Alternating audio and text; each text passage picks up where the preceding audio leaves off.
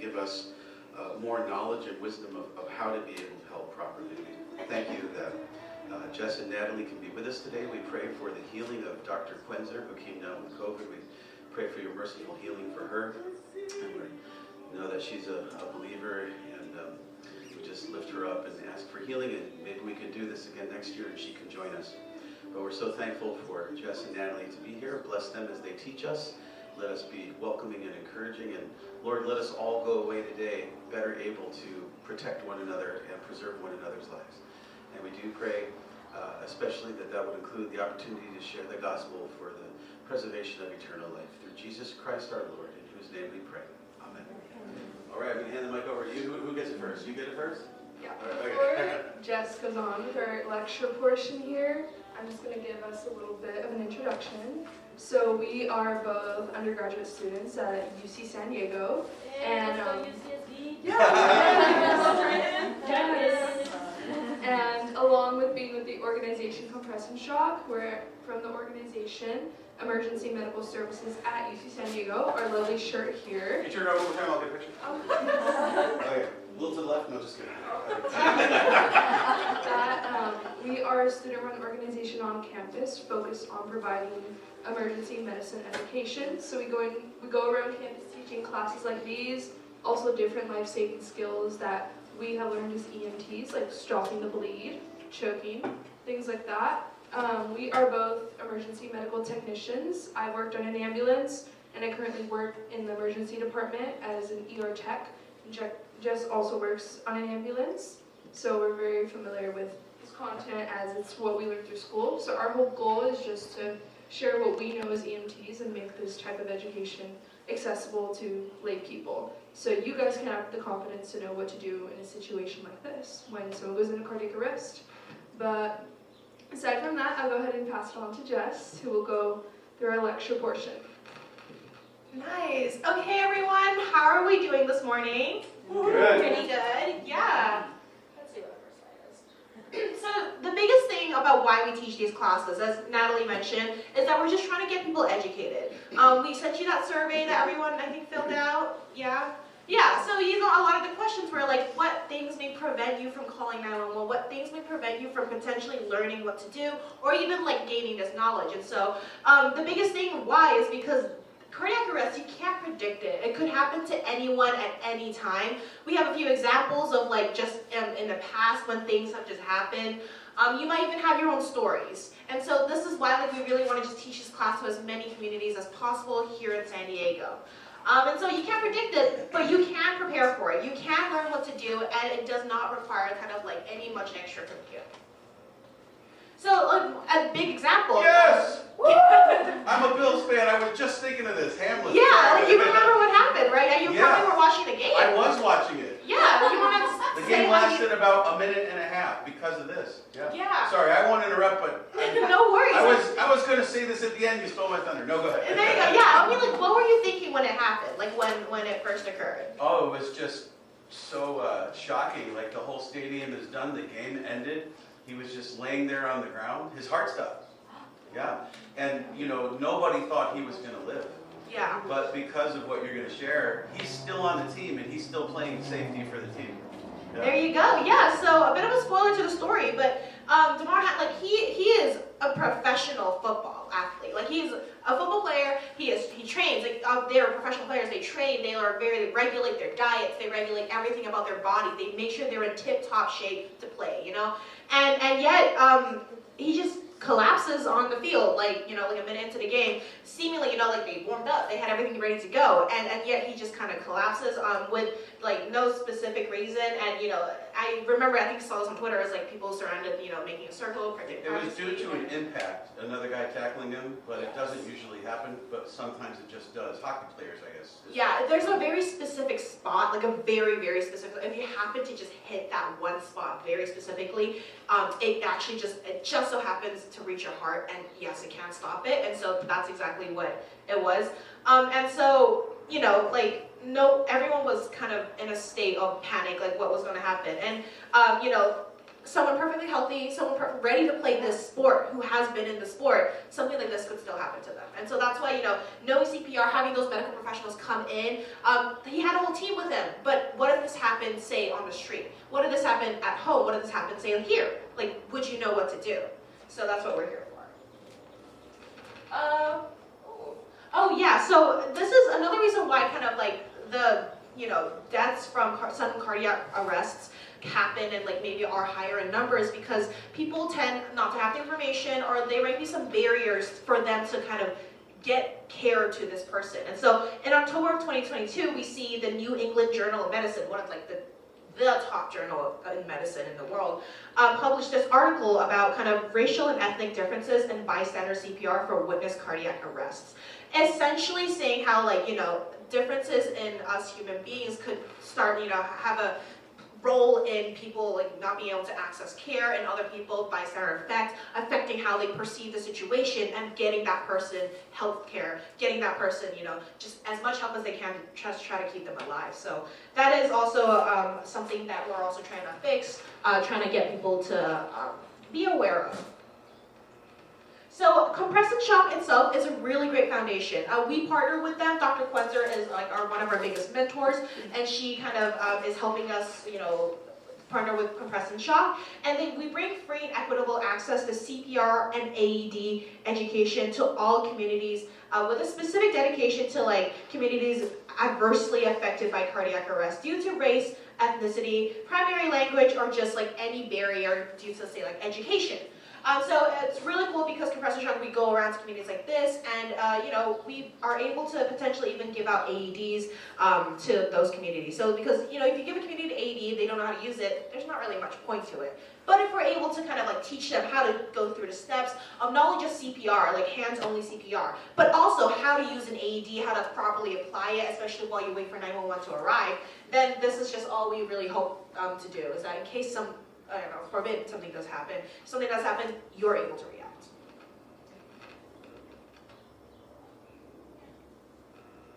Oh, I guess this is just, yeah. These are just different ways that we try to encourage CPR education. So for more underfunded communities in our San Diego region, or regions where it may be they have linguistic barriers, etc. For example, one of the classes we taught, it was to a group of people who primarily only spoke Farsi. So I was teaching that class in English, but then we would have a translator who would help to translate. So we're trying to translate this material as well, in different languages like Spanish. Yeah. If you ever need one of our caseworkers at World Relief translates for Farsi. So, oh, yeah. Good to know. So for example, those speakers, they might not ever have a chance to learn CPR because most classes are just in English purely, and so having that available meant that they were able to get that education. Yeah. Oh, there we go. Yeah. So you can see this was a community that received an AED from compressive shock. So today what we're doing, so you learn about how cardiac arrest can kind of just occur. We'll also kind of learn about when to perform CPR, how exactly to go about it. It's not just, you see in movies kind of just get a CPR, and you just kind of see them on top of the patient. Okay, what exactly are they doing? How do you know? What if they just wake up? We'll go through all that and learn just how you can save lives.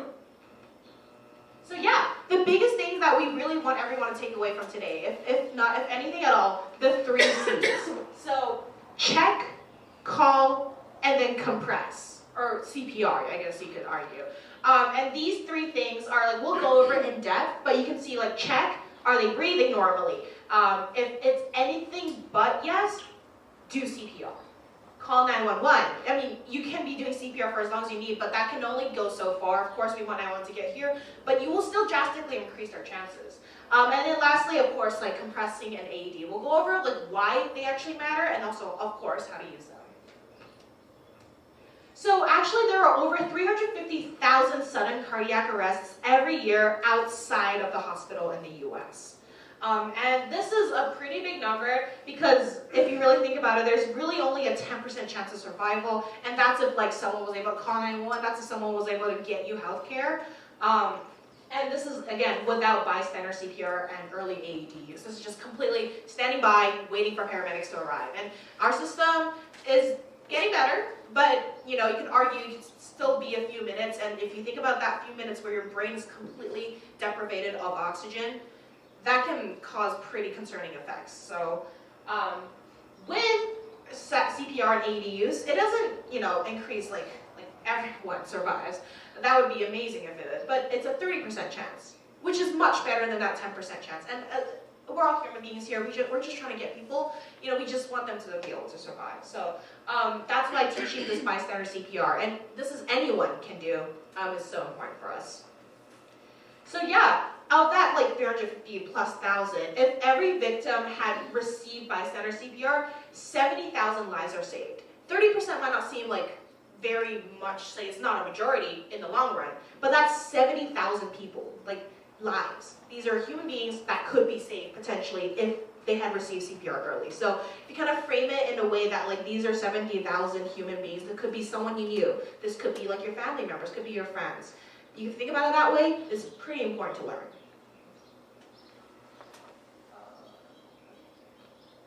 So, anyone actually know what is sudden, if you read that, anyone know what is sudden cardiac arrest? Anyone want to take a guess? Especially, heart attack versus cardiac arrest. Can I check your mic real quick? Yeah. Because I know it's making noise on you. Yeah. I'm going to get a better mic and switch it. Okay, cool. You can keep going. Yeah, I think I saw a hand back there. Is cardiac arrest when your heart just stops? Yeah, pretty good. And do you know what heart attack is? Is it when it stops pumping? Kind of close. You're kind of getting there. Blood supply to the brain? I'm sorry? Blood supply to the brain? Yes, you're getting there. You're getting there. Anyone else want to try? Okay, self-volunteer. Voluntold. I don't know if I quite remember. I mean, it's basically like blood clotting. Yes, yeah, we're getting much there. So we like to call it an electrical versus a plumbing issue for the two. So if we see here, sudden cardiac arrest is when the heart, like you said, stops pumping blood and completely nothing gets to the brain. There is a loss of a pulse, and because your brain's not getting anything, no oxygen, the person collapses. The biggest thing, if you remember what I said earlier, the check part, it says if they're breathing anything but normally, you must continue to the next step. So because if you hear someone is that normal breathing? Okay. If you hear normal breathing, right? If you're talking to someone face to face, you wouldn't expect them to be making that unless you're doing some impression. But yeah, so they might still be snoring, grunting, gurgling even. If these aren't just normal signs of life, you must continue to the next step. And you might even see seizure-like activity. They might still be moving, but that's obviously not normal. So sudden cardiac arrest, this is what it is. Switch your mic real quick. Oh yes, for sure. Sorry, this will stop buzzing on you. This is a lower level mic, and that's why I usually have it on a stand. Oh, I see. This should be good. That should be better. Thank you so Yeah. much. Okay. Ooh, testing. Ooh, I hear the difference. Yeah. Yeah. All right, beautiful. So yes, electrical versus plumbing. So cardiac arrest itself is an electrical issue. It's because there's no your heart pumps on its own. We can go through the bio of it, but there's there's different nodes that sends electrical impulses through, and that's what causes it to contract and pump. And so if sudden cardiac arrest means that there is no electrical impulse going through your heart is not able to actually act as a proper pump and bring that blood through your body. Heart attack is what, like you said, actually, the clotting, that's exactly what it is. It's you're kind of getting to the cardiac arrest, but you're not really there. It's oftentimes categorized, we hear something pain in your arm, even radiating up to your jaw, a sudden big elephant sitting on your chest, impending sense of doom. These are all actual things that people who are, in the midst of a heart attack experience, and they articulate to our professionals and everything. And so it's basically, your arteries are clogged, blood is not adequately getting through, and this is more of a plumbing issue. Your heart's still trying, it's just more kind of other things going on. But, if things get too bad and, your heart doesn't receive any electrical impulses, that escalates into a cardiac arrest from a heart attack. Yeah, so that's kind of the difference there. Oh, Okay, well, there we go. If you guys want to take a photo of this, go ahead. But the biggest thing is that, like, heart attack, like, I mentioned, like, oh, the people are able to, quote, unquote, articulate, right? So that means they're still awake, they're still conscious. In a cardiac arrest, they are not. They have collapsed. They're not getting any, like, electrical impulses. They have fully, like, no pulse at all. Abnormal breathing, we've kind of mentioned, and that's when you must start CPR in order to kind of get them that adequate care. But yeah. Everyone good for photos? Okay, beautiful. Oh yeah, shortness of breath is also potentially, like, as well as all the pain, that kind of everything, like the pressure, is part of heart attack. So CPR, I think we talked a little bit about it earlier. CPR stands for cardiopulmonary resuscitation. Cardio, this area, pulmonary, resuscitation, it's in a word. It's a way of pumping blood for a victim of cardiac arrest when their heart stops, like, by itself.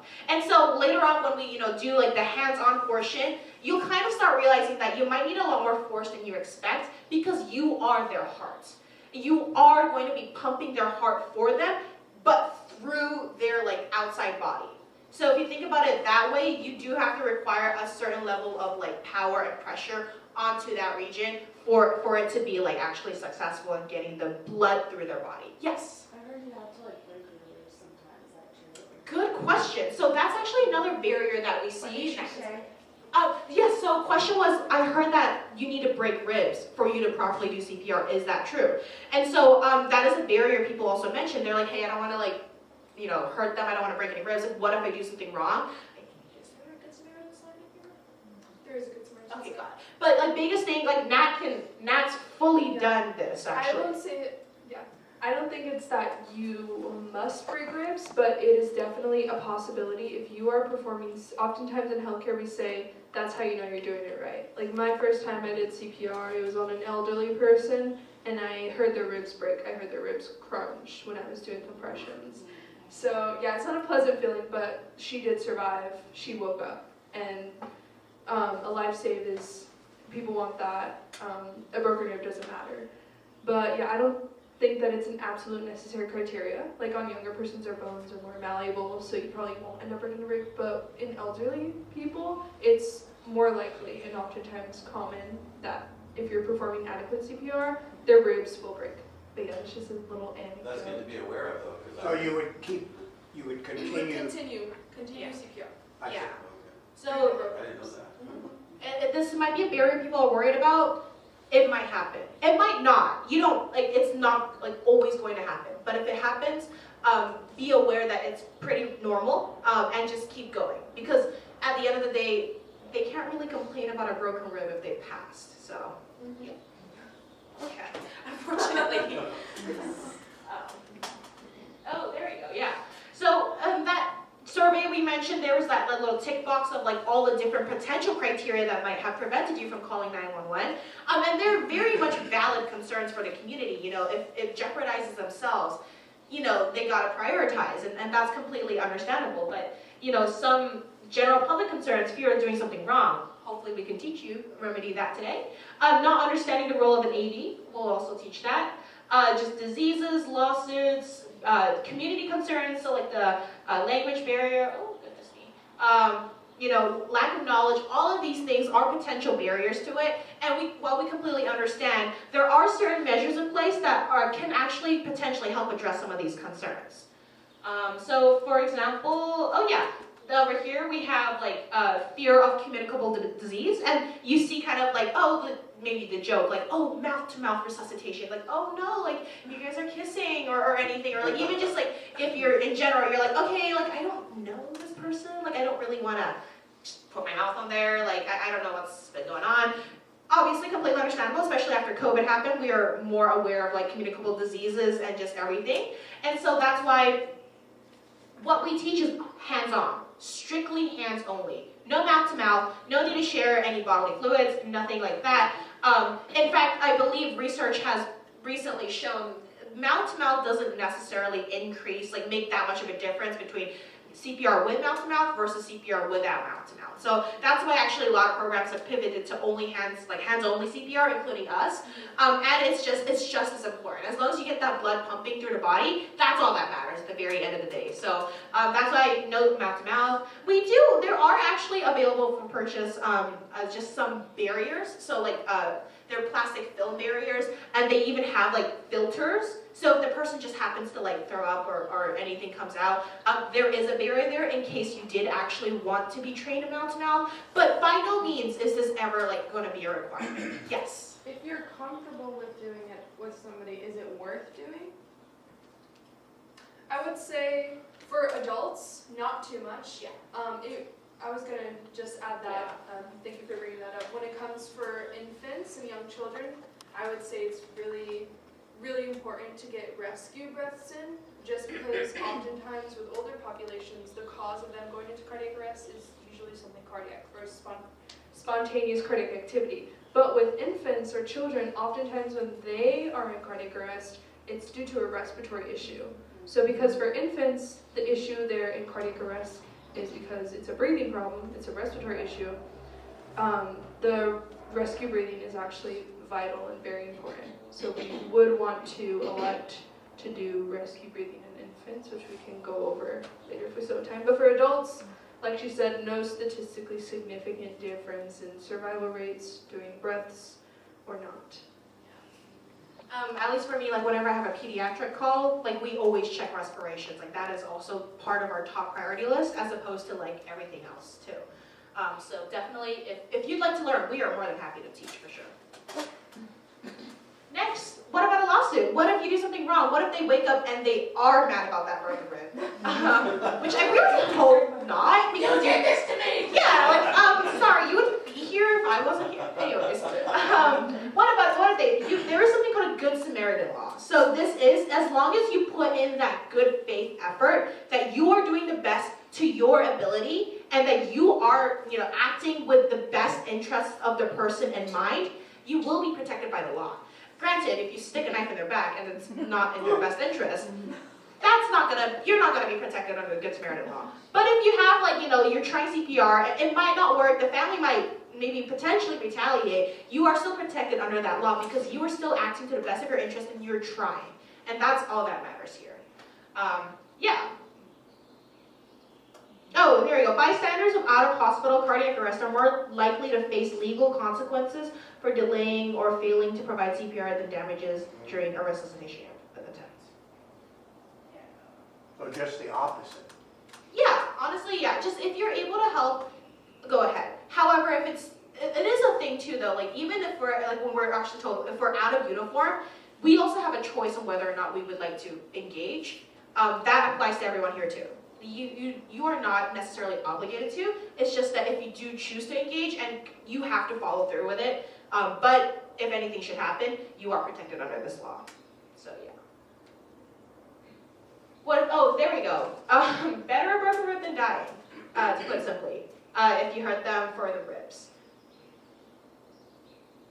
There we go. Back to the 3 C's. So, oh, there we go. Yeah.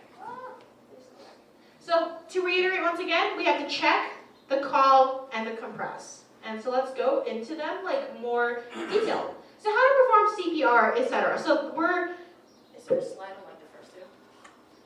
Just check. We'll see. No, okay, interesting. Yeah, okay, there we go. So we'll actually go over the first part too, because we don't have a physical slide for it. But essentially, when you check, there are different components to check actually within itself. Biggest thing, you don't want to also become a potential liability. You don't want to potentially become a victim as well. Check that the scene is safe. If let's say it's on a motorway, obviously please don't run across freeways. Please don't put yourself in danger. You want to make sure you yourself are safe so that you can not only provide care to the person, but you also don't become an extra person for paramedics to worry about, for EMTs to have to deal with. So that is a thing. Check that the scene is safe and it's not in direct danger before you approach. That's one. The second check is to make sure the person maybe they Narcolepsy, for example, actually, I do know someone with a variation of it. It's where like you just you can't help it. Your brain chemistry is a little off, and you just fall asleep at certain times due to certain reasons. That is like, for example, you gotta make sure that it's not maybe one of those things that the person has collapsed. I mean, there's a number of reasons why the person has. So the second check is to ensure that they are actually unconscious. And there are many different ways to do this. Biggest thing is that you start kind of like clapping near their ear. You can start yelling their name if you don't know who they are. You can be like, hey, excuse me. And you can even like try to like shake their shoulder. Want me to demonstrate? Yeah, there we go. So let's say, like she said, they're unconscious and actually what do you want on the table? Yeah. Let's say they're unconscious and like she said, we already checked that the scene is safe. To check consciousness, I want to shout and tap on their shoulders really hard, so it's going to look like this. Are you okay? Are you okay? Really forcefully. Yeah. I see why you use this. I thought you were going to demonstrate on Hey Matt, I'm awake. Don't worry. Yeah. We also do something called pain stimulus too, if you happen to know what it is. There is a muscle in your shoulder, it's called the trap muscle. It's called a trap pinch. If you like really grab it, maybe don't try on each other, it does hurt. If you really grab it, it's one of those like few pain stimuli that will really actually get you to react if you aren't fully unconscious. There also used to be a sternum rub. I don't think that's used very much I don't know anymore. why. Yeah. I used to like. Yeah, so there's a hard bone right here in the center, but they mostly do the trap pinch now, because that works like just as well. So It's just the top area. it's kind of like right here, there's like a muscle right here where you're kind of, Right here. Oh. yeah, if you Hold press it, here. yeah, if you press it yourself, you can probably feel some pressure. So imagine someone pinching really hard on that. It's not going to be very pleasant if you're awake, but maybe that's what gets you to snap out of whatever's going on. So yeah, so that's the thing. Check if they're really unconscious. You know, you've made noises, you've like yelled at them, you've tapped on them, you've given them even pain, and they're not responding. Okay, move on to the next check, which is to check, and this is the biggest thing. Check that they're actually not breathing and there is no pulse. Once again, remember what we said about cardiac arrest? What was the biggest things? Yes, right, not like absence of any of those things, or like absence of normal signs of those things. So what you do, okay, I don't know, let's give this person a name. Fred. Fred? I was gonna say All right. Nice, there you go. So Fred's collapsed. We've yelled, hey Fred. Fred's not responding. We've given Fred a trap pinch, Fred's not responding. What's next? So for no more than 10 seconds, you check for breathing and pulse. And so how you do it is that there is an artery that runs kind of like down through your neck. It's called the carotid artery. And you're able to actually, like, if you can, for me, it's like kind of between a junction of my jaw and like kind of my main muscle right over here. It's actually right underneath here. You can check it. You can try checking on yourself. Try checking it on each other. This one you can do on each other. And it's kind of like right here. And yeah, it may tickle, but like see if you can find a pulse eventually. And so it's because once you start finding it on yourself, you get more adept at finding it on other people. But you'll want to like start putting your fingers there to check for like any beat, any movement. And while you're doing that, you put your face, like your ear, right down next to their face, their nose, their mouth. So it'll kind of look exactly like this. And you can see I've tilted my head to also look at their chest. And so this does a number of things. Yes? What if you can't feel pulse? We'll get there in a second. Yeah. That might be indicative of not great things. But when you're checking... You're not able to actually... I see. Oh. Oh, you mean. I see what he's saying. Yeah, like because if you can't feel it. that's something that a lot of pulse checks can be difficult, and sometimes it's even difficult for healthcare workers. Oftentimes, us EMTs or healthcare workers have a hard time even finding a pulse, or a pulse can be really, really faint, and you can mistake it for no pulse. So that's why here with the compression shock training, the big thing that we emphasize, aside from finding pulse, is that abnormal breathing. That above all things, if you are unsure if you can feel a pulse or not, if you see that abnormal breathing and they're unconscious, those two things take priority. Go ahead and start CPR. Could you also just put your ear to their chest? Yeah, so that's exactly what kind of that I was showing just now, is that while your fingers are checking for feeling, you're putting your head and your ear next to their nose and mouth to not only hear if they're breathing, but also try to feel for any breath on your ear. So if you can feel like little puffs of air that are relatively regular, okay, so that's a good sign. You know, they're still breathing. And why my head is tilted this way is because I'm looking at their chest to see if there's rise and fall. So that's another way. You might not, maybe like vice versa, you can't feel, you can't really hear anything, but you can still see that like regular rise and fall of their chest. That's still a good indicator that, okay, at least breathing is present. So no CPR during that time, please. But yeah, no CPR during that time. But like you said, like if you're not able to find that carotid as easily, those are different ways you can try to check for breathing and everything. But, you know, let's say Fred really has been through a lot, and I can't feel Fred's carotid. I can't feel any breathing on my ear. I can't hear anything. I can't see any visible movement at all. We'll proceed to the next one, which is no. Not coconutting their chest. Sorry, but if you did sense any of those things, you probably said, but that would be a sign, don't do CPR. Don't do CPR, yes. You would probably still call 911 if they're not responding. Yeah, but don't do it. No, yeah. Which, yeah, next thing. Okay, once you finish, actually, does this go over I guess. Yeah. So, you call 911. You've checked everything and there's like no breathing, there's no pulse. Call 911. It's really great because all the operators are very trained in helping people, like guiding them through it. You might go through this class, but maybe let's say it's been a while, or you're a little freaked out in a moment. Completely understandable. Like that is a live person in front of you who is maybe not so live anymore. So like you'd be able to, they can help talk you through everything. But calling 911 also just enacts like that next step of like professional healthcare coming. And the biggest thing is that anyone who would explain the bystander effect. Anyone know what that is? Yeah. Go ahead. Related to like people will just watch and not actually call 911. Yeah, so there have been numerous studies of this, and it is actually a thing where, you know, it's just this mindset that, hey, someone else is going to do it. Like, oh, something big is happening. I'm sure someone else has already acted on it. Probably nowadays, but I'll get my camera out for YouTube. Unfortunately, yeah, like you might see more documentation than actual action, which is a little surreal to think, but that is the age we live in. So biggest thing is that you want to single people out for this. So I will literally be like, hey, you with the glasses, go call 911 right now. And I can be like, you with the headband, go get an AED. Like you'll see I'm like singling people out because instead of like, if you say someone do something, right. Again, it's that mindset like, someone do something. That's like, oh shoot, I'm sure Grant will do it for me, like, oh, like you know, or like Grant might think the exact same bad, and then no one's done anything. So if you single people out by directly pointing at them, describing their clothing, they can't really escape. You know, and honestly, if they're crowding around, like, hey, let's do something about this instead of just crowding around. Single people out, get them to work. So call 911 and find an AED. These are the two things you must direct. So you confirm the person's unconscious, they're not breathing, they're not no pulse. Direct people to call 911 and to get an AED. And then once that happens, what's next? Actual CPR. Here we'll get into like the actual nitty-gritty of it. So how to perform CPR? There are slight variations to this that I've heard.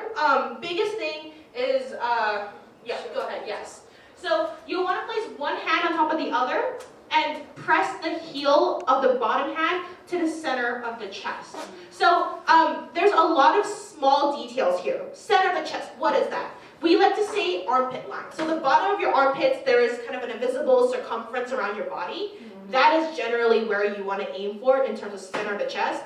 The reason why we say put your heel of your palm there is because if you think about it, if you want to even just like press on your own hand, the power that goes through maybe your fingertips as opposed to the heel, there's a pretty stark difference. Yes? So when I took a class, my teacher, is this accurate? She told us to take like 3 fingers and like go from the armpit across and do it there. Is that accurate? That could be because it's still kind of it's like that. It's not a discernible amount of difference between it. Like it's not a few millimeters, 3 centimeters won't actually make that much of a difference because you're still going to be compressing. The reason why we just teach it as simple as possible is to just try to get that information across. So you could do that, but like if you think about like the 3 fingers, there's that much of a difference where, you know, if you use the heel of your palm, that power is still getting through. So yeah, if that's how like you've remembered it and that's maybe your muscle memory, go ahead, like that's completely fine. But that is what. Right below the breast line is what you're saying? The From where easiest palm should be? description is center the chest. Yeah. Center of the Center chest. the chest. Oh, okay. Yeah. So a little bit. So center the chest, and once again, heel of your palm, because that's where the most power your exert will be able to get through. So, okay, you see, that's a position, and lock your elbows. If you do chicken wing arms, you're not gonna get that much power through. And you're gonna get tired really fast. Once you practice, and we're gonna make you go for a few cycles, you'll start feeling the exertion, you'll start feeling it a bit tired. And if you have chicken wing arms, not only are you not getting enough power, you're also going to be tiring yourself out, cutting short the potential time of help that you're providing this person. So lock your elbows, and so the power can just shoot straight through your shoulders, all the way down into your hands. And press down hard in the chest, at least around 100 times per minute, so that the chest is compressed about 2 inches with each press. So that's a lot of numbers right there. We have a few songs that we like to sing. Yeah. All right, no There you office go. solutions or anything. Yeah. That's the song we use. Yeah, so Stand Alive, pretty adeptly named. We have a lot of other songs too. I believe Kendrick Lamar's Not Like Us. That's Baby one. Shark. Baby Shark is one I love. Oh, Like the Baby Shark. Imperial March works too. Yeah, exactly. Yeah. So the number is 100 to 100 beats per minute. So if you want to just search up what's my favorite song that's 100 to 120 beats per minute, anything within that range, you can use, because it's just something you're familiar with. You can get that beat of regular timings. So you want to provide us the instrumental? Baby shark, do do do do, baby shark, do do do do. Exactly. Baby shark, do do do do, baby shark. Yeah, so you can kind of see how just any song, as long as you follow that rhythm, you can get that. And in the moment, it's really useful because there can be so much chaos going on, but if you just have that song playing, then you're just focused. It actually. Your head got out. Yeah. My first time when I did it, I had "Staying Alive" in my head, surprisingly, automatically. So if you're right-handed, your right hand should be the hand that will be the Yes, your first dominant hand. hand first. Good That's the call. one that's on their chest. Or just be whatever you're most comfortable with. Whatever you think you can sustain, use that. I see. Yeah. And if just instinctually it's the other hand that comes down, you're not gonna don't stop and wait a second, I'm right-handed. I'm just gonna no, just go, just continue. Yeah. You instinctually put it down, let's go for it. Honestly, for me, it was I have just the same baby shark do do do do entire time. Yeah, it's simple, and I'm also counting. It's there's a lot going on, but that's kind of how I like to do it.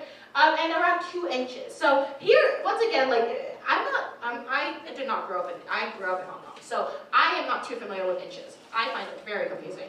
However, I do think that 2 inches is pretty big. I hear it's around a finger is an inch. 5 centimeters. Okay, 10 centimeters is a lot. So if you think about it. Centimeters is 2 inches. It's 2 inches? Okay, there you go, thank you. So that's still a good amount. If you're thinking that this is someone's chest, that you are compressing into their body. Yes. Is a third of the chest also still? Yes, that's perfect. You're saying that's how deep to push? Yes. Wow. Yes, so what we can see right here. That's why ribs can break. Yeah. Here we go. You can. This is not a proper image, but if you still kind of think about that, you're compressing their chest 5 centimeters, 2 inches, a third of the chest into their body. That's a pretty good amount that you're going for. And actually, I've sometimes even talked to people who after maybe a class like this or something like that, they're I actually have to use it, and it was a lot deeper than I thought it was. Even if we try giving you these practice dummies, even if we try to get you guys used to that feeling, there's only so much that can compare to a real life body. And so the biggest thing, sometimes we even tell people just hit the ground with it. If you know that maybe you're not going to be as strong and you don't have that, you might not have that much pressure, just think hit the ground. And when we say hit the ground, we mean hit the ground through the chest. You're hitting the ground through that person's chest. And it might sound a little crazy, but that is how much pressure it is. So don't worry about doing too much. Just go as far as you can. Unless you're a pretty stronger side, maybe don't Yeah. yeah, but most of the population maybe not that. Most of the population tend to underestimate how much power they're doing. And maybe you'll even see when you do on these dummies, because the biggest thing too is that you're not just trying to compress as much as possible. Remember, we have that song going in your head. The reason why is because you want to let the chest completely come back up to recoil, because once again, remember, the whole point of what we're doing here right now is pumping their heart for them. So we go in deep because we want to reach the heart through the ribs, through all the muscles, but also because we're trying to get that blood flow going. And so when you let it recoil, that's the heart refilling with blood. And when you pump in, it's acting as the heart contracting to pump the blood through the body. So that's why you can't just keep you don't do you want to actually experience that? Sure. Yeah. So let's imagine that we're doing it too fast. And so if we're doing compressions too fast, we're not going to get enough blood out of the heart. It's not going to have enough time to refill. So the heart's just going to be like, not enough blood getting to the body and the brain. So let's imagine we're doing that. You can see that the chest is not fully able to refill and recoil, and it's actually not going to be doing much. You're not going to be helping the person that much. Or another important thing is you want to make sure that your hands are always keeping contact with their chest, that you're not kind of doing that jumping thing. They're always in contact with the chest. And it's too slow. Yeah. Too slow would be and then the right pace. Whatever song you have. Yeah. I was teaching a few high schoolers and college students, and everyone's like, "Oh, haha, Baby Shark!" That's such a silly baby song, And it was really funny because I kept trying to sing all their songs, and they were kind of having even Staying Alive, they were kind of getting a little trouble. The second I said Baby Shark, they kind of locked in, and they really got the beat. So it's silly, but whatever works for you in the moment, just go with it. But yeah. Oh, there we go. Timing is crucial, and the reason why we're teaching bystander CPR, remember back to that 70,000 lives saved, the reason why it makes such a big difference is because for every minute that passes without CPR, the chance of survival decreases by 10%. So you think 10 minutes afterwards, that chance is pretty low. Hopefully by then, because you've singled someone out to call 911, EMS will have already arrived. Emergency medical services will have arrived. But the point being is that that chance of survival goes pretty far down. Yeah. So you can see that.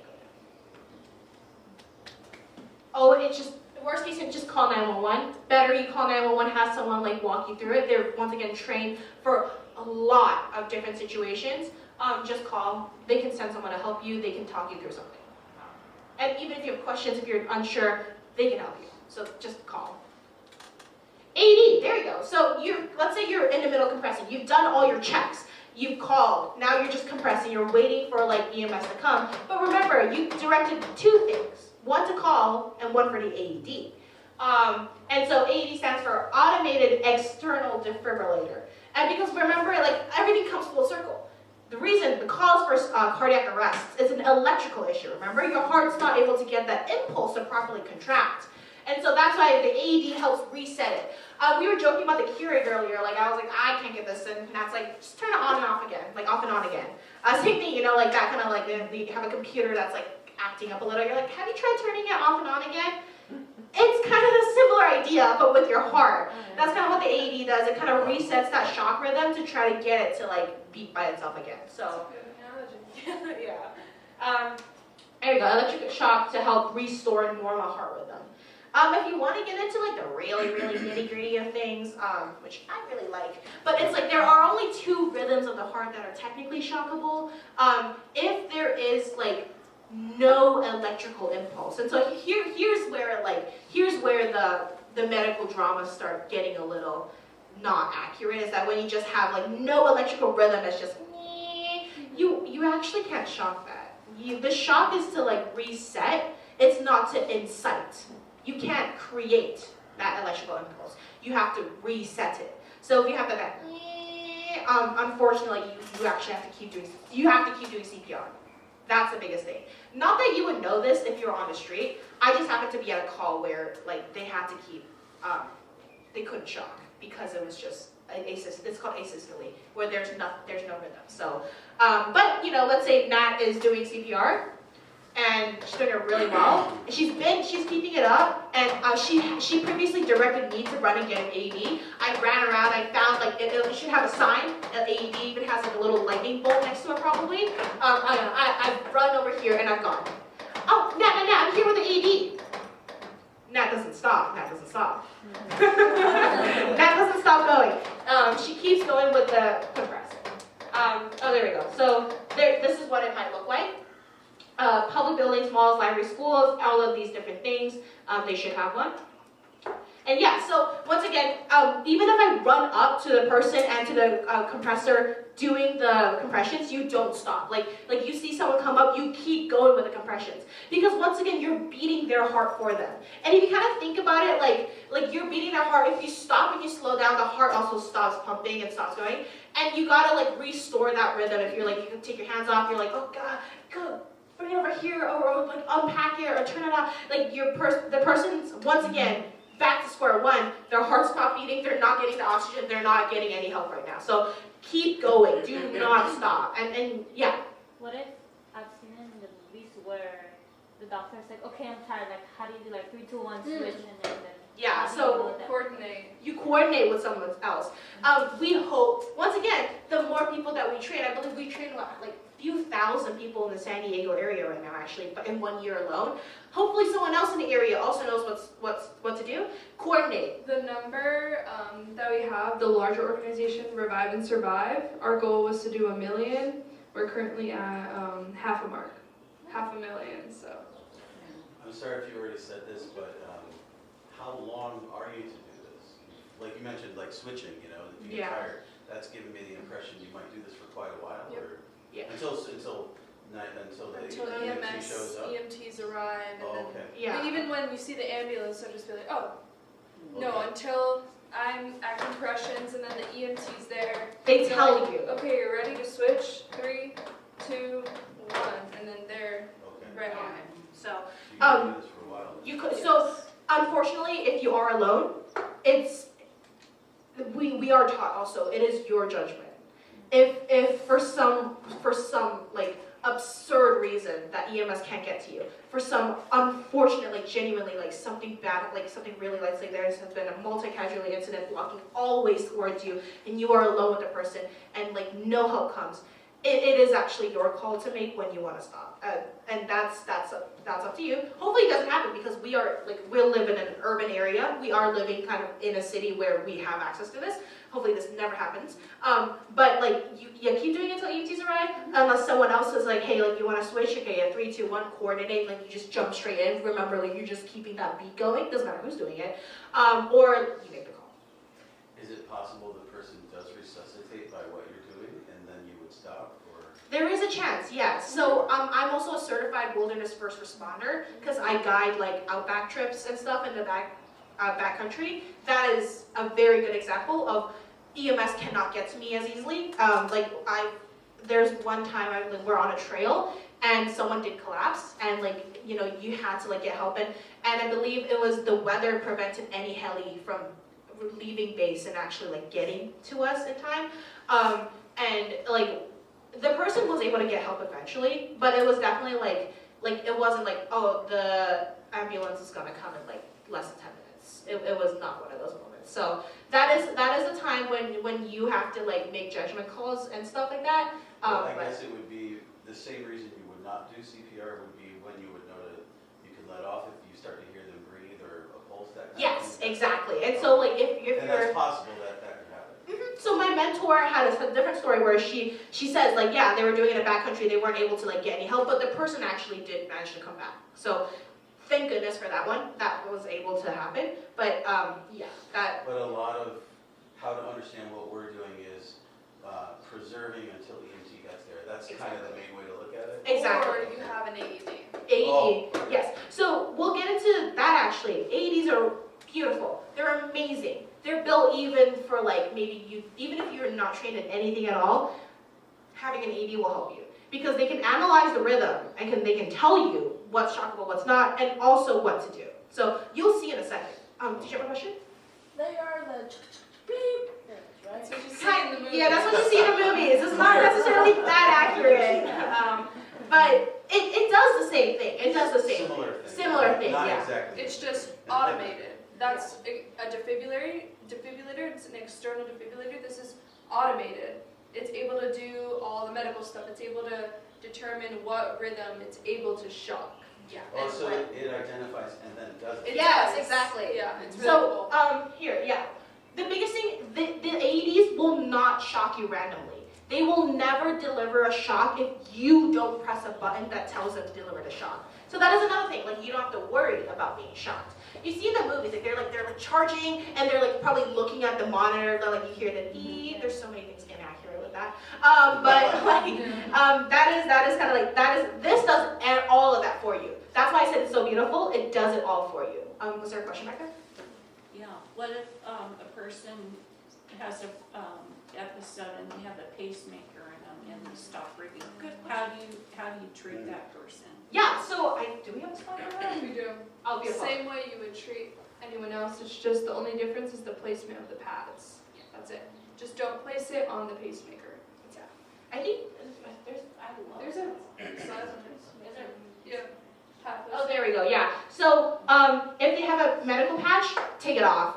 They're not gonna need the medicine if they're down. And if they're pretty hairy, this is actually a little funny.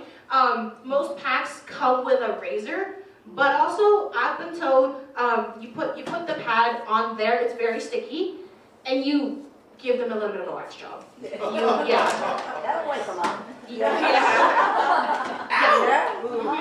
And because all of them come with multiple packs of like these pads, so the pads are like detachable. You can, if you just give them a wax job, get that area clean. You put on a new set of pads and you put them back onto that now clean area. Because you're just trying to get as much skin contact, skin on pad contact, because that's what optimizes the amount of electricity delivered through the body. And because once again it's automated, it like measures how much you deliver too. Like, I don't know, they're like charging to 2,000 joules or whatever it is. Like, no, like it does that for you. So that's why in order to get the perfect amount, you gotta get that like optimal skin contact. So that's why give them a wax job if you have to. There is also, again, like razors in there too.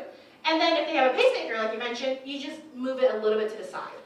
The placement of the pads, well, you can actually see like on here, is top right quadrant, right up here, and bottom left, under like kind of underneath the chest area.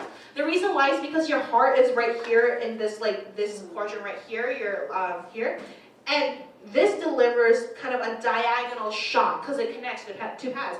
It delivers a shock through the heart.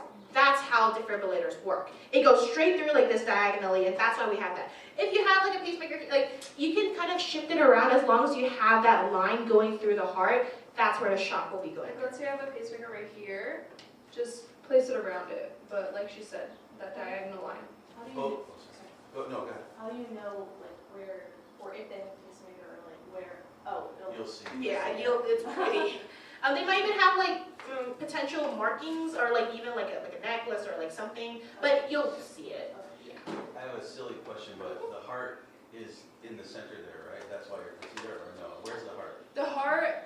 The heart actually deviates a little bit to the left. It does go a little to the It left. goes a little bit Oh, okay, left. because I've heard we always think it's here, but it's actually center, but it is a little to the It's left. more so to the center, but the bottom of the heart, it actually goes to the left a little bit. But where we're pressing is the center.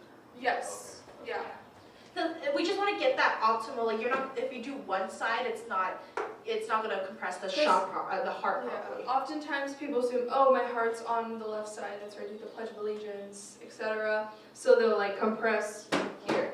Those are not adequate compressions. Center of the chest is most effective. And then the electrical stream you want going through, and that's why on the side, that's what made me wonder about center. It almost looks like it's going through the center, but much of the heart is there, that's why, right? Yes. But like for example, you're not going to go like center to center. Like, Yeah, right. like you're not going to go down that way. That's why we do that. Diagonal. Exactly. Yes. Good questions. Yeah. Definitely.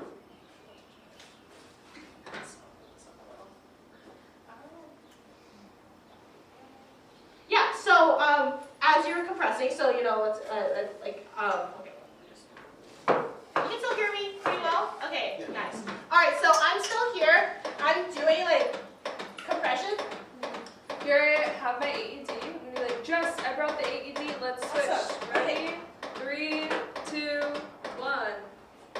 And so while that's there, I'm over here, I'm getting the pads up. It'll tell you too where to put it.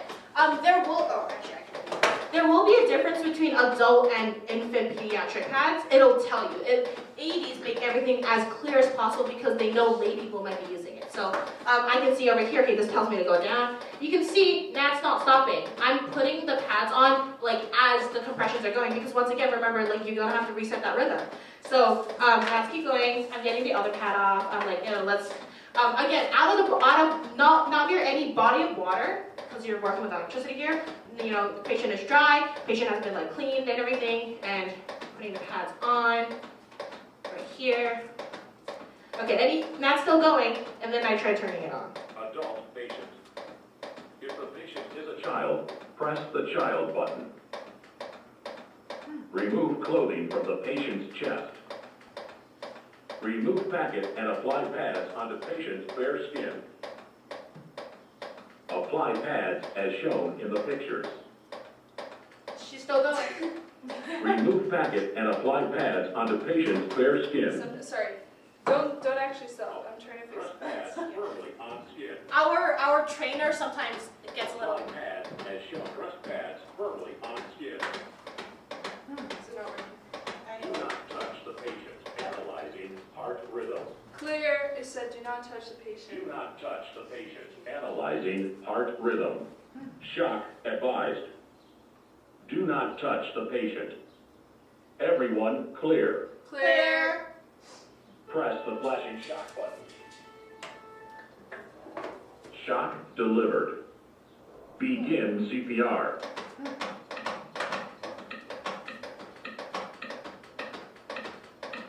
Ten.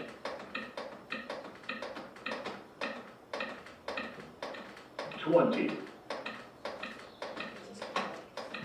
Yeah, it'll go. 30. So yeah. Did you have a question? I was just wondering if that like sound in there was The metronome. Yep. So they also like you see it provides you a metronome. So that entire It's process. not registering the heart's beating, it's giving you a beat to work with. Yes, it gave me. And so it's That's a what I begin thought. CPR. Yeah. So yes. How many compressions between the 10 and the 20? So every beat, every like tick there was actually like it was giving you like a beat. Okay. So that it was between every 10 would be 10. Okay. Yeah. So that was it's not measuring it. It only measured the rhythm. So you can see the one time we took our hands off when it told us to take our hands off because it was and you want to make sure a person is completely like actually on a hard surface. That's a big thing. When you do CPR, in order to get that proper recoil while you're doing CPR, you want the person on a hard surface because physics, like the ground's going to push back on you. If you're on like say sand or something, you're not going to get the adequate compression amount. So if the person is by themselves, that's the only time you take your hands off while it's analyzing that rhythm. If it thinks it's shockable, you can see how it told us, like hands off, stay away, like it gives you plenty of warnings before it started flashing, and only then when I pressed the button did the shock get delivered. So yeah. Would it tell you to shock again?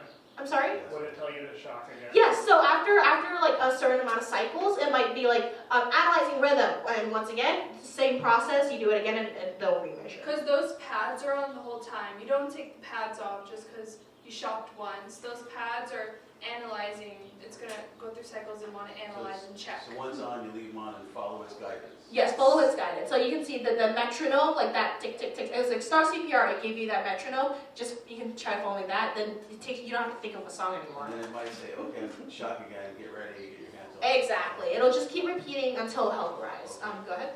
When the paramedics or EMTs get there, are they most likely going to keep using that AED, or are they going to change it, or? So from like experience, potentially. My case was like the AED was on. This was like a different crew. We just happened to get there like a few minutes like after the person had initially gone down, so they were actively working the case.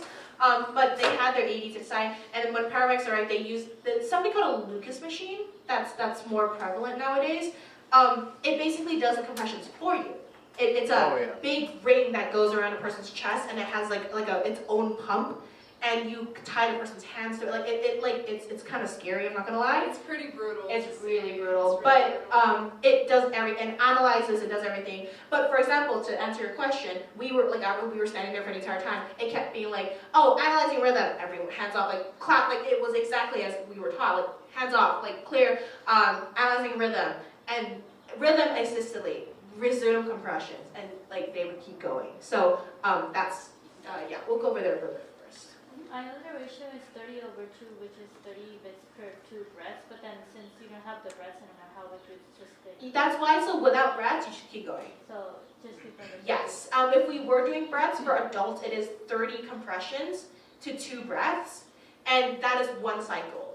30 compressions and like 2 rescue breaths, and then like you resume like the 30 compressions. So that compression to a breath, 30 to 2, that is one cycle. It's around 5 cycles every 2 minutes that you would switch people if you happen to have 2 people there already. But again, hopefully by this time, some like help will have arrived.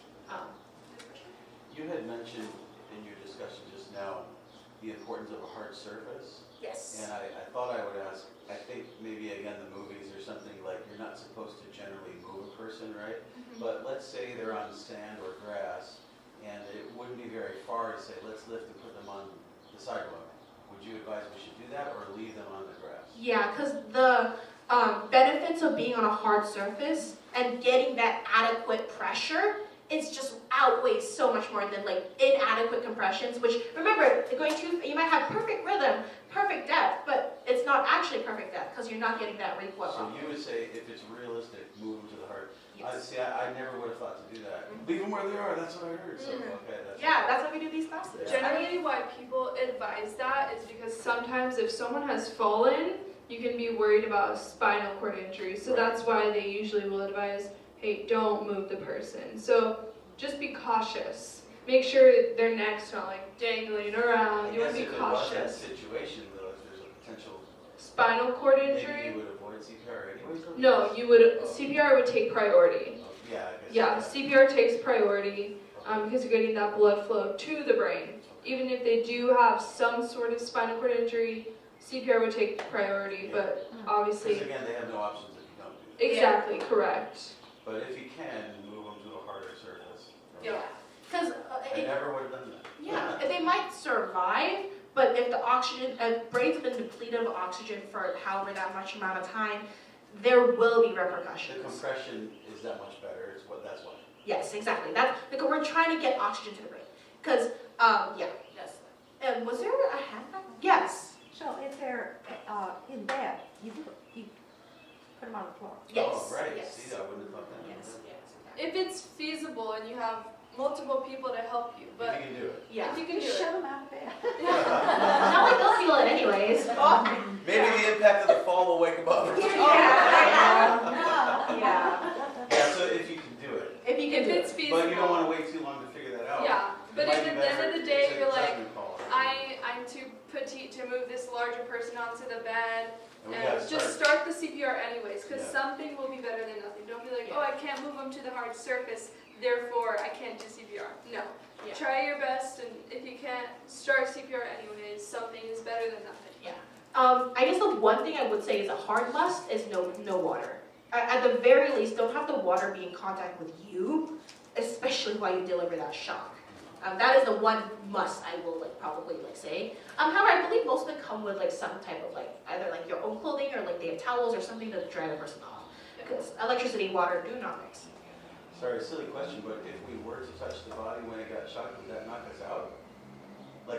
The moment as it's shocked, probably, maybe. Yeah, Okay. because if you think about it, right? It's a faulty computer, quote unquote. Your heart is not. Yeah. It might be so if this is the heart, tong tong tong tong, that might be normal, right? And it might be that's literally what it's like shivering kind of. That's what it kind of looks like when it's there's electrical impulses, but it's not properly doing its job. VFib, exactly. VTAC. Wow. Yeah, so that's what it kind of looks like. Wow. And if you think about it, you're literally resetting it. So this is a big, thick muscle in your body, right? That entire heart itself is a muscle. It takes a lot. It takes a lot, and so if You you're don't want to be touching it if you're not the patient. exactly, because it might reset theirs, but it might reset yours, but yours has already been set. Now I'm on the ground hoping somebody else helps me. Exactly. So so that's another like safety thing, right? Then now there's 2 people needing potential CPR. And that's not. Leave it to me, I'd be that guy. Well, sure enough, Pastor Grant, he's on the ground now, If they do wake up and start breathing and we have started the AED, do we take it off and stop using it? No, because it won't shock if you don't press that button, and it'll sense that okay, rhythm has returned, no need to shock. But there have been like potentialities that they might go back down again. Okay. Yeah. So leave it because you might need it. Exactly. Yeah. It's just unless it it knows if it's better, so it won't try to do it. Exactly. It's smarter. Exactly. I mean, that's why they made it. But can't you just put it back on if they go unconscious? You could also, but like that's also another like bit of time wasted if you think about it that way. Better leave it on until the EMT's there. Yeah, if they tell you to take it off, or like they put their own machine on it. But yeah.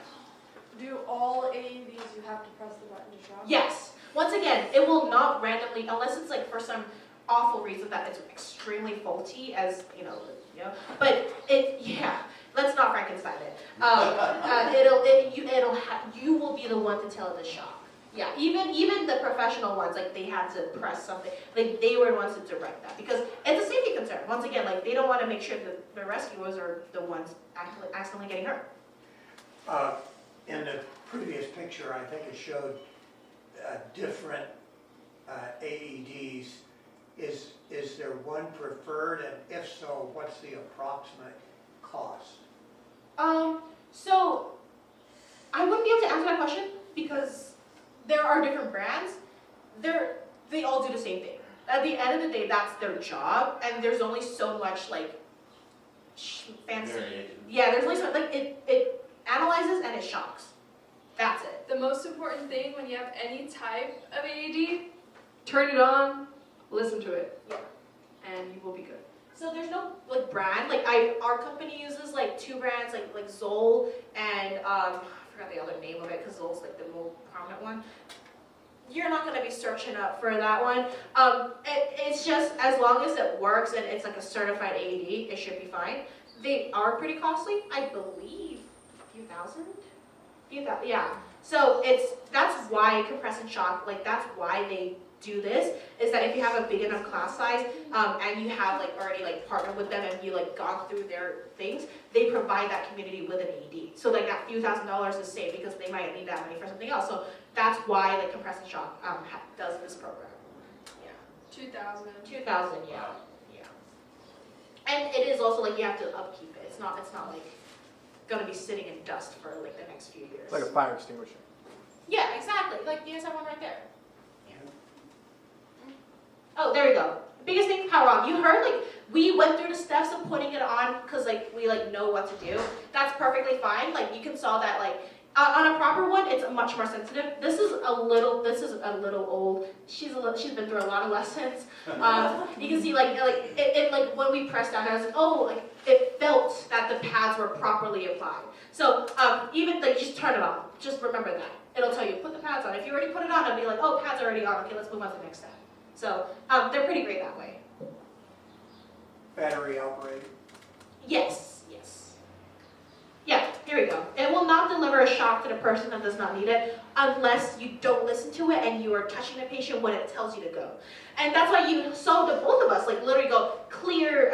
We actually said it at the same time. That was kind of funny. Yeah. But like we said that like, and it's not just like funny little TV drama. Like you hear them like clear, shocking, you know. It's not just for fun. Like you literally when you say clear the person. Do not touch the person. Like you saw hands up. That's just like a visual like mark of like us. Like we're not touching the patient at all. You hear it tells you shock delivered, resume, or like whatever it is. So I think the hands up is actually useful for the person that might hit the button. And yeah. I like that. Yeah, because it's like only one person will have their hand down because they're pressing it. Everyone else, like you're visually showing that your hands are not touching a person. So, there you go. Oh, okay. This is normally a video. We both watched it a lot. We were like quoting it a little bit. Essentially, it's about the story of like, once again, we're going back to the idea that like, it's not just like, say, elderly people in a nursing home. It's not like maybe a more sickly people in like a hospital. It could be anyone. And so this was the stories that I can see right there. It says during a high school volleyball game, Claire, that's her name, she was playing and just literally out of nowhere, like she's digging a ball and then she just collapses straight onto the ground. Like seemingly no rhyme or reason to it, she just collapses. And this does happen, this really does happen. She collapsed. But what was really great is that like you can immediately see people kind of like running towards, obviously, hey, are you okay? You can like, cause this is like CCTV footage, like you can see them kind of like checking everything, and all the players were kind of like forming like a bit of a circle around it, just trying to keep other people out. And it was like, check. And then they call, like you can see people running out and then running back in with an AED, which their school had on hand in the gym right there. So very convenient, right there for them to use. And you can you watch the footage of them like coming back in, using it and like doing CPR. And then you also watch paramedics eventually walk in and help deliver. So you can see like through all the sequence of steps, they went through everything. And they were like interviewing the parents, and the parents were like the biggest thing they attribute to it is the readiness of the school. The second they saw a student down, both coaches and other students knew what to do. They were able to check, they were able to call, and they were able to compress. And they were able to use that AED and save her life. She had full recovery, back to playing in a bit. So that is kind of like one thing that we always like to point out. Like this is a high school athlete, young. You would think, arguably, nothing should happen. It did happen. But she was safe because people knew how to respond, and people were able to respond promptly and properly. Yeah. Also, I had this question a while ago, but if somebody got shocked by a lightning bolt or something, would you give them CPR and if they needed it, and also you wouldn't call somebody for an AED, right? I think it would still depend. Actually, funnily enough, during my first responder wilderness course, we did have a lightning situation. You would still go through your checks. Like you would still want to just go through your checks and do it. Granted, if they're struck in the general vicinity, because this will analyze it. Like maybe that shock brought it out of rhythm. It'll analyze it and tell you whether or not they need the shock.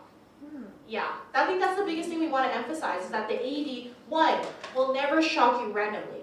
You are the one to dictate when it shocks. Two, it tells you whether or not the person needs a shock. That's why it's automated. It will tell you, it'll do the analyzing for you. All you need to do is listen to it. That's it. So it would be better to put it on to know if they need it or not. Exactly, because it tells you whether or not. It's kind of like a doctor, right? Like you think you might be sick, but you go to a doctor to confirm. You think this person may need a shock, you don't know. You just put the pads on just to confirm. If they don't need it, that's fine. It's there in case you need it. And you continue.